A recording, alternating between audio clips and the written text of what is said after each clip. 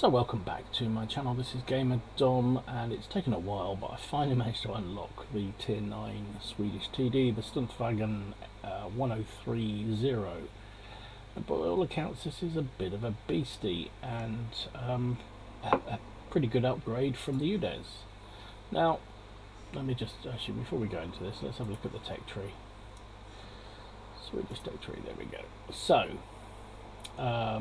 you can see the Swedish tech tree is very straightforward for TDs. You come through the IKVs up to the UDES 03, and then the Strv 103, and then the Strv 103B, the S tank. So this is the tank we're up to. It is, I'll just open up vehicle details. So this was a prototype, effectively, of the S tank. So this was what it was conceived as. It was designed as a tank, not as a TD. The classifications in World of Tanks mean this is a TD, but it was actually designed as a tank, and it was designed to have the hydraulic suspension like everything from tier 8, tier 9 and tier 10 has in World of Tanks. It carries this very effective 105mm gun.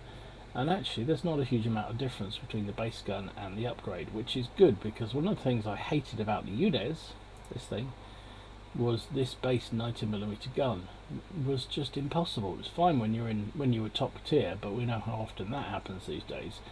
And so when you got into tier 10 games, good luck doing anything with a 90mm. But once I'd unlocked the 105, that's a beast, an absolute beast of a gun. So this 105 that the 103 gets, the tier 9, is even betterer, and then it gets even betterer still with its top gun. So hopefully that means it's going to be an effective tank. I've used free XP to unlock the top tracks, because without that I couldn't put gun rammer and all the other equipment I need on this thing. So tier 9, what do we get? Well, we get another of these, I was going to say oddities, but they're actually quite good looking tanks, I think, to be fair. Just mention the guns. So there are two guns on this tank. Oops, let's move those over. So the base gun, which is the one on the right, 6.98 rounds per minute, which is excellent.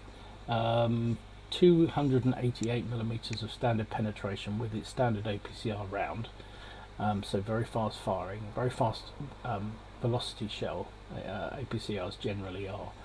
And 330 with the premium APCR round, 53 with HE, 390 average damage with the armor piercing shells.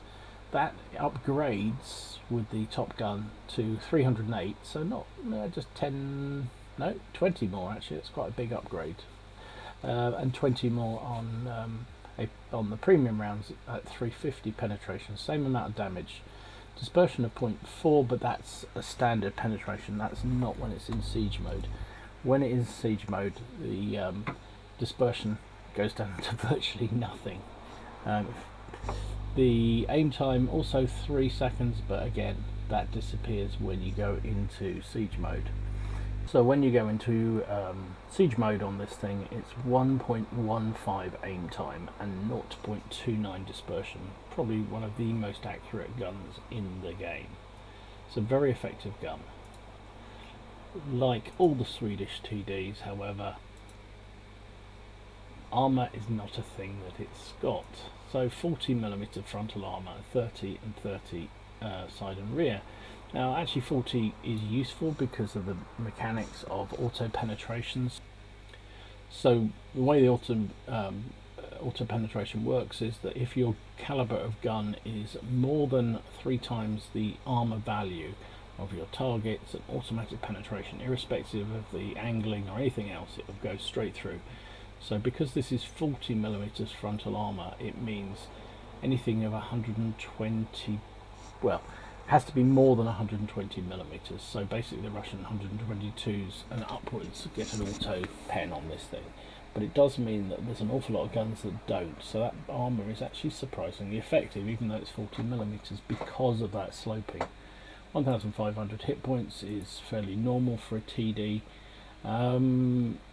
I haven't upgraded the full engine, but I'm still getting 50 kph and 45 in reverse. Like all these tanks, they're incredibly quick backwards, mainly because they were designed to have a driver who faced the other way. So they had a front driver and a back driver, so they could get out of trouble quickly.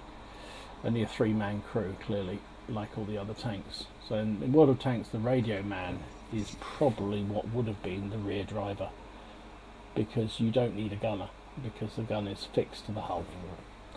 Obviously, being fixed to the hull means there's no gun traverse, but it does mean that the traverse of the hull generally is pretty good. 41.7 is very, very good. And the most important thing on this tank and its sort of brethren is how long it takes to get into siege mode and out of siege mode, because siege mode is the effect where this gun is most effective. So you need to get in it quickly, but similarly sometimes you need to get out quickly because you're in a tank with very little armor, so you need to be able to get out and move away. And this thing is a bit like the premium tank, 2 seconds to go into siege mode and 1.3 to come out, so that's good. Coming out of siege mode is really, really important. Camo is not bad. Just with the camo paint on this, I'm getting 27.3 for stationary, 17.9 for movement, so not bad at all. Once we've got camo net and a decent crew in that, it'll go up even further. 360 base view range is nothing special at all. So anyway, there you go. It does look a good looking tank. I say I put camo on there. I put a rammer on there. One of the nice things about this tank is, for some reason, the 105mm is only classified as a medium caliber gun, so it only costs 200,000 credits to put a rammer on it, which is nice. And I'm going to have binos, and I'm going to have a camo net on this just to fill out this equipment. Also, very low chance of engine fire, so I believe it's only 10%, so I'm taking the risk of putting a small and a large repair kit on this, because the large repair kit reduces the chance of module damage by 10%, or increases the speed of them being repaired, but I think it also reduces the effect of more chances of damage. I could be wrong there.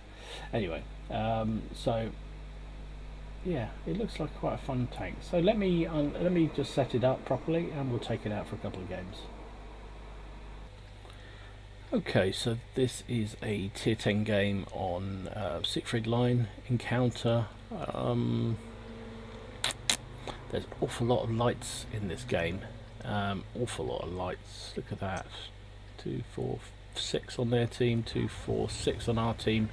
So I'm going to head out to the right flank because I don't really want to go snarling it up in the city, and I think if I can support our guys as they push forward on this flank, that's got to be a good thing. And one thing I have learnt with the UDAs particularly is you are better holding back. Now that lightweight got spotted, that T100 lightweight, look at him, he got spotted very quickly. Oh, there's a Scorpion, first shell straight to him, and did I track him? Yes, I think I did. He's repaired and he's moving forward. Can't get another shot on him, unfortunately. What was a Patriot? We'll have a bite of him too. So it's 2 nice shots already. And this is where this tank is supremely good. Of course, I knew the moment I said that I'd missed the shot, but hey, it's long range firing. And oh, he's going to stop. You going to stop, mate? Back of his turret, I can hit that. Yes, I can. Shell dropped a bit, but still penned him. So there you go, just as quick as you like. 1100 damage. Remember, this isn't the top gun I'm carrying here. 449 hit. Wow, on the RU-251. I'll give him a headache. I haven't even got to where I'm aiming to go. I was actually trying to go over to C2, B2 area, but there's been too many targets over here, so I'm just going to support the line, do what TDs do. Yeah, I'm not going to get through the Patriot when he's got his turret facing towards me like that. He's turning his turret.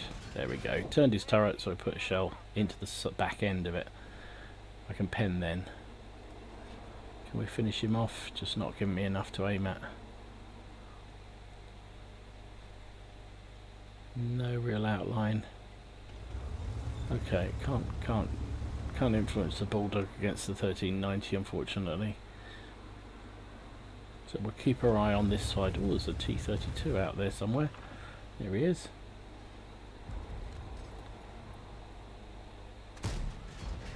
Where did that shell go? Must have dropped into the ground. Keep your turret that way round, thank you. T-32 you just can't pen frontally with its turret if it's fully upgraded, but when they turn side on, it's a bit like the Patriot, I can. And I did. So 2,300 damage, missed the snapshot, which was a shame. Ooh, there's our friend in the RU-251. No, bit hopeful that shot. Trundle forward a little bit further, see if we can get some support for the guys. There's an Emil moving forward.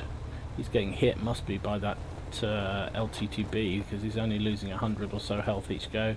I'm in siege mode, so I'm slowly moving forward, mainly because I don't want to miss the opportunity to shoot, and coming in and out of siege mode takes time.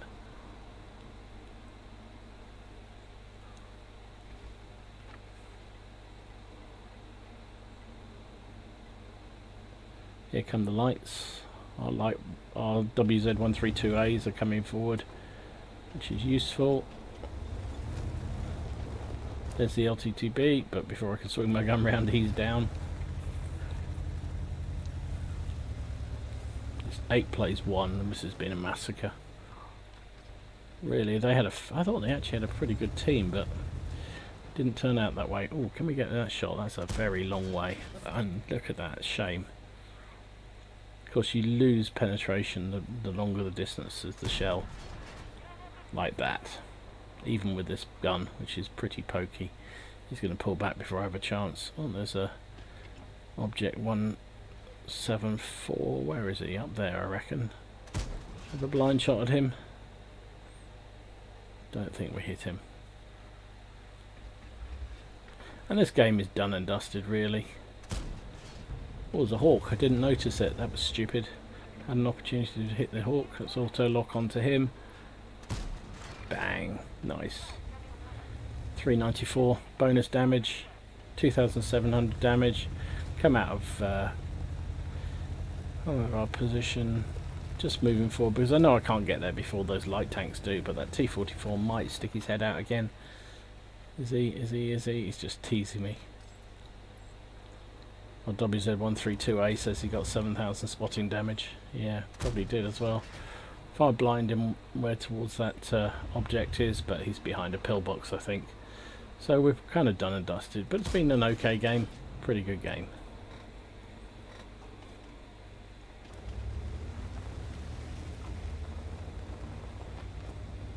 And there goes the final tank. GG.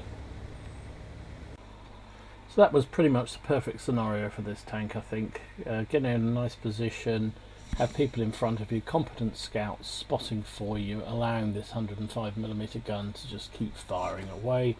I don't think I was spotted at any point during that game. Came out with a fire for effect and Confederate badge. What's that? 1, 2, 3, 4, 5, 6 on the team. 3,163 damage, 738 base XP. 20 shots fired, hit with 11, penned with 8. Well, I haven't got the fully upgraded gun, and I was firing at a considerable range most of the time. 37,000 credits. Shells are expensive in this thing. That's one thing I have noticed. They're very, very expensive. So I only made just shy of 14,000 credits and 1,100 experience. But yeah, shows the tank off and how it works. Let's see another one. So I'm including this game that I had. I think it was probably my second game in the Stumpfwagen 103. Wasn't a great game, I'll give you that straight away, but interesting to show you the armour such that it is on this. And on paper it's terrible. 30mm of frontal armour is terrible, but with the way ricochet mechanics work in this game, it's so well angled that unless you have more than 4 times the penetration values of it, so 120mm plus, so 121 upwards, they get auto pens. But anything smaller than that, you've got a pretty good chance, in fact almost always, going to bounce shells. So yeah, paper armor may be, but it's paper armor that's very, very well angled. So this is a tier 9 game on Muravanka. You can see fairly even matchup, I think. It's an encounter game. Not many tanks. Well, it's a fair split actually. Pretty reasonable split. Nothing much in the middle, and a no-ho that seems to have gone to the baseline to camp, because why wouldn't you? So I'm just sort of setting up, really, seeing what I can do. Not really in the best position here, but the crest where the T-34-3 is the obvious place, and because it's obvious, it does tend to get targeted very easily. But this position further back here isn't actually terribly good. Sorry about the noise. It's still stinking hot here, and I've got all the windows open because it's so hot. Trying to hit a random shot on that Scorpion G that's beyond my view range, but no, I think he's dropped down behind the crest now.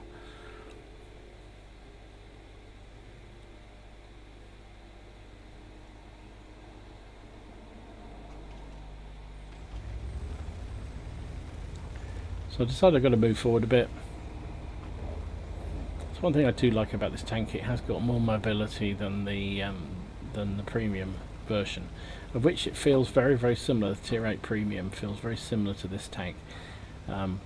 It's really a bit of a hybrid between the Tier 8 UDES and the Tier 8 Premium Swedish TD in my book. There's the Scorpion, aiming in on him. That shell. Whoa!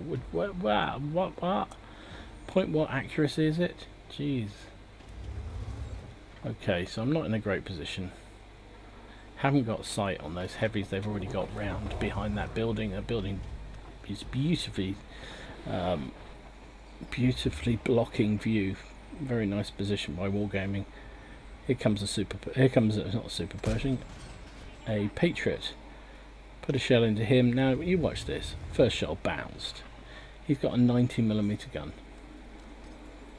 Now I've got very little chance of penning him, and he's got zero chance of penning me as long as I keep my front to him. So both those shells bounced off my front, even though I've got no armour to speak of because of the ricochet mechanics, the way they work. Just managed to get the cupola from this range. That's not a bad shot if you ask me. Bounced to KV4 now. Another shot from the Patriot. That's not a bad shot into the VK100. Bounced another shot from the KV4. Patriot's decided to fire premium. Just tracked me, no damage. Another shot from the Patriot, bounced, no damage. KV4 again, bounced, no damage. 1,800 bounced, 2,000 bounced. KV4's decided to go for HE instead, and he's having much more success. Did 150 damage there, and he damaged my coated optics. And again, another HE shell from him, and I've managed to miss his cupola. Patriot's turned his turret slightly. Can we get a shot? No, it just wasn't there. He has though. Missed the KV4 again. I had a terrible game this game, but just the bounce factor is just hilarious. Finally get one to the cupola, and I'm taking a shot from the right now. There's from the left. The charioteer has managed to climb up there, so I've got flanking shots, and that's a different kettle of fish. I can deal with them from the front, but not from the side or the rear. KV4, hello KV4. Don't think I hit him. Well, I think I might have hit him, but whether I penned him, you've got to go through the... Oh, come on, let's get that Patriot. Nice shot into him as he dived down, but look at this, 4-10. This is kind of game over already, but we have bounced 2,000 damage. Bounced another shot from the Patriot. How many shots has he fired at me and bounced? All by one that tracked me, I think, pretty much. Nope, still can't get through. KV4 still firing HE at me. Another Patriot penetration, but now got bigger fish to fry. There's an IS-3 coming around the flank, a Conqueror coming around the flank. Not a bad shot into the IS-3. Charioteer now bouncing off me now, and this is not so good. ISU 152 missed my shot on him. He's going to poke up and take me. Oh, I took 2 penetrating hits. See, the 122 on the IS-3 penned me automatically, as did the 152 and the Conqueror, so that's a whole different kettle of fish when they're firing out. So anyway, we'll come back with the result. Well, that was hardly a great game there. Didn't hit enough shots, but I just included it really because of all the bounciness in that. Did you see the number of bounces? And I wasn't bothered about Patriot firing at me because he's got a 90mm gun, and this thing bounces everything, auto bounces pretty much everything under 120mm, so that when I got shot by IS-3 it went straight through me. KV-4 resorted to firing HE at me because it was the only way it could do it. So look at that, bounced 8 shots off the Patriot, 1 off the Charioteer, 3 off the KV-4 before he's changed to HE. It didn't do so well. 2,190 damage, 19 shots, hit with 11, penned with 6. This gun is not brilliant at this tier, but hey, well, I blame more my accuracy rather than anything else. Took 19 hits, 7 of which penned, 12 did not. So I bounced 2,790 damage with 30mm of frontal armour. That's the angling for you. That's what that does. It cost me 20,000 credits because I switched over to premium and still managed to screw that up. So yeah, my fault. 489 base XP.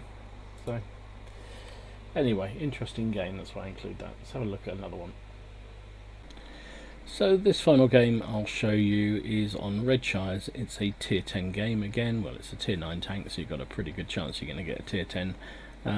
But you know, it can handle it, and even with a stock gun this thing is not bad, even in a tier 10 matchup. Obviously you'd rather be a tier 8 matchup or tier 9 matchup, so they're all tier 8s and 7s against you, but you can't be greedy, can you? So anyway, we're moving forward. Redshires, I'm trying to get past this bloody heavy tank, but he just idiot, just got round behind my back wheel and spun me around. What an idiot. Anyway, trying to move up the hill, get in a position where I can just get the gun working. There's a hawk up there, the Foch has got up there. This Backchat 12 ton has got really advanced and got away with it too. And I was spotted, and these guys have all been spotted too, and there's going to be shells raining in all over the place.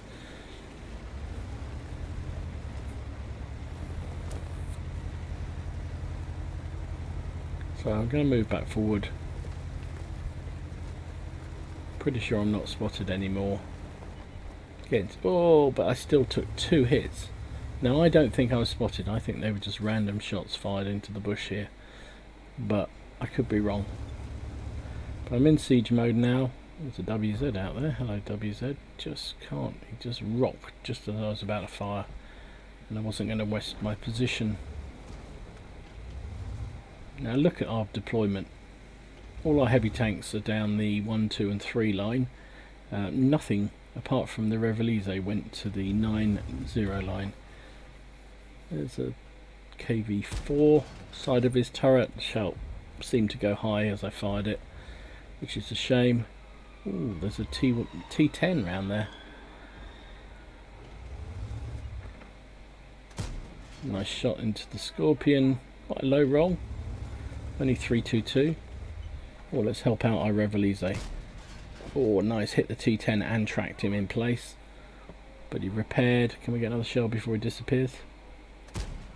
Yep, we can. Is he tracked there? It looks like he might be. We're fully aimed on him, so let's put another shell into him. Nice, nice. That's over 1,000 damage just on that one tank. Our Revelise is doing extraordinarily well. He's a tier 8 premium tank, a very good one at that, but holding his own against tier 9 and tier 10 tanks there. The E5 has just decided to bulldoze his way through. Manages to put himself in the Revelise, but I can't see him. Unfortunately, those buildings are all the way. I couldn't. The result of being shot early on meant I couldn't push up as high on the hill as I really wanted to. That's where I wanted to get to, so that I could support that Revelise a bit better. But he's doing pretty well at the moment. There's 1, 2, 3, 4, and there comes the Jagdtiger as well, and the Ferdinand. There's loads of enemy tanks over there, and he's pretty much on his own. Admittedly, all our guys from this side are supporting him. It's a nice shot into the Jagdtiger. Thought that might have hit too high on the upper plate, but it still managed to pen him. And the Ferdy. We don't mind, we'll take Ferdies out. And these guys are just continuing their way around. It's 6-0. And I have to say, some brilliant play. You can see the backchat 25T has gone into a sort of spotting position. The Revelise hasn't really moved from where he was. Track the E5, but this is a tough shot from this sort of distance. He's almost at the end of my... that's well over 400 meters, and well, almost outside my my render range. VK45 shot on here. E5 is pushing on our back chat. Finally get a shell into the E5. He's having a bit of a hard time with this back chat. Not getting any. I want to help that guy out, but not getting any outlines. So let's have a go for the VK instead. Didn't do any damage. Just angled enough. Okay, E50 hit him. 3,900 damage so far. I haven't really moved since that early round where I. And there's my first kill. VK aiming for the lower plate, but yeah, I was a bit hopeful at this sort of distance. E5 is down.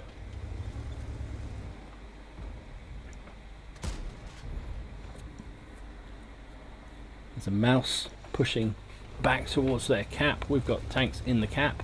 There's a Jagdtiger up high. Can we make him pay for sitting up there? No, we can't. We put one into his tracks and they eat them. I was sort of aiming for, I don't really know, it was a bit of a betwixt and between shot, that one. I was trying to track him but also do damage, and probably I should have just gone for the damage or the track, but hey, I'm a noob. Oh, there's a mouse. Hello, mouse. It's giving me a little bit of side there, which is all I need even at this range. Bang, another shot. It's so flat, the side on the mouse, that you've got a reasonably good penetration gun. It will generally go through it. Aiming for the back of the turret, trying to get an ammo rack on him. Nice.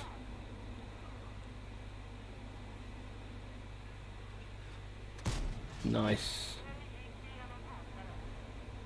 6,000 damage that I know of at the moment. It's just been shooting gallery. Finally a bouncer shell.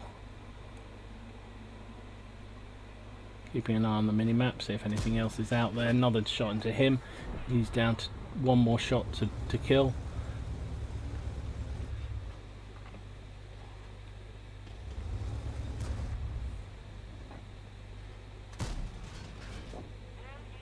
Swap to the VK because he looked to be more of a threat. Oh, there's our friend in the Jagdtiger. He's determined to sit up the top there and get shot, isn't he? That time I hit him well.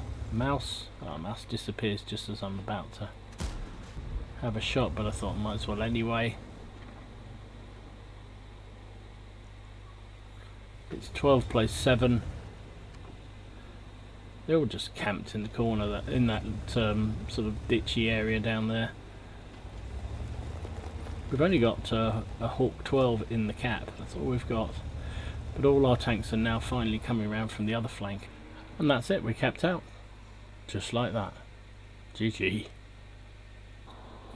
Well, that just pretty much shows what this tank is all about. Long range sniping par excellence. Okay, I bounced a few shots because it's long range and I wasn't using the top gun, but it was a tier 10 game and I just shot to pieces. Just shows how good this tank must be, because that was only worth second class.